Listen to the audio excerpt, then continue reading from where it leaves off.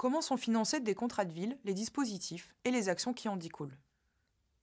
La politique de la ville est financée à plusieurs échelles, nationale, locale et européenne. Tout d'abord, elle doit être financée en priorité par le droit commun.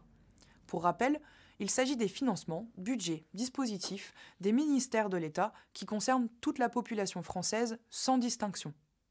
La politique de la ville mobilise ses financements de droit commun via des conventions signées en faveur des quartiers prioritaires avec les ministères et des partenaires tels que la CAF ou Pôle emploi. Ensuite, en complément de ces financements communs à toute la France, la politique de la ville peut mobiliser des crédits spécifiques. À l'échelle nationale, le ministère de la Cohésion des territoires dispose d'un programme budgétaire dédié appelé le programme 147 Politique de la ville. Il vise à soutenir les politiques publiques engagées pour améliorer la condition de vie des habitants des quartiers prioritaires dès lors que l'on considère que les budgets classiques sont insuffisants face aux enjeux des quartiers. C'est ce qu'on appelle les crédits spécifiques. Le budget de l'État sur ce programme est fluctuant. 492 millions d'euros en 2014, 450 millions d'euros en 2015, 438 millions d'euros en 2016, 411 millions d'euros en 2017. Il sert à accompagner des porteurs de projets, comme les associations, sur le financement de leurs actions sur les quartiers, pour et avec les habitants, financer des dispositifs qui répondent à des problématiques particulières, l'accès à l'emploi des jeunes, le financement des postes d'adultes relais, de programmes de réussite éducative, la gestion du cadre de vie, les programmes de rénovation urbaine, etc. Pour se donner une idée de ce budget, le programme 147 représente 0,01% du budget national de la France.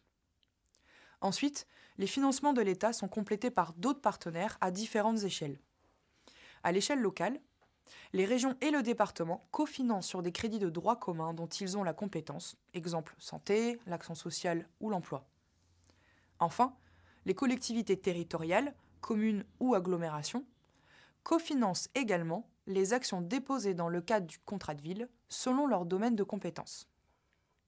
Enfin, la politique de la ville est soutenue par l'Union européenne grâce à la mobilisation de fonds structurels, FSE, FEDER, dont 10% sont en faveur des quartiers prioritaires dans le cadre des partenariats entre l'Union européenne et les régions.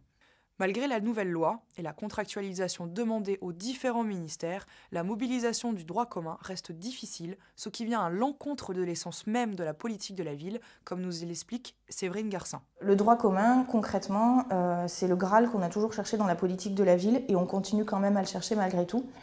Même si dans les contrats de ville, les nouveaux contrats de ville, il y a une évolution par rapport à ce plan d'action que j'indiquais, voilà, où on demande cette fois d'écrire au service, d'écrire des actions, d'avoir un regard particulier et vraiment de l'écrire.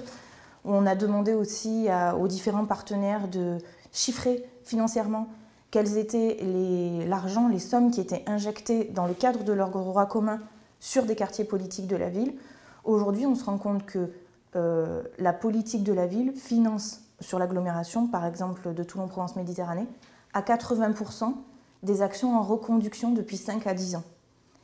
Ça veut dire que l'essence même de la politique de la ville, qui était de faire de l'innovation, d'avoir un regard spécifique, adapté sur les quartiers, aujourd'hui on n'arrive plus à le faire finalement, parce qu'on finance trop de reconduction qui n'arrivent pas à être récupérées par le droit commun. Donc concrètement, c'est un peu paradoxal, quoi. Oui, le droit commun doit s'investir, mais est-ce que la politique de la ville n'est pas un peu en train de devenir une sorte de droit commun ?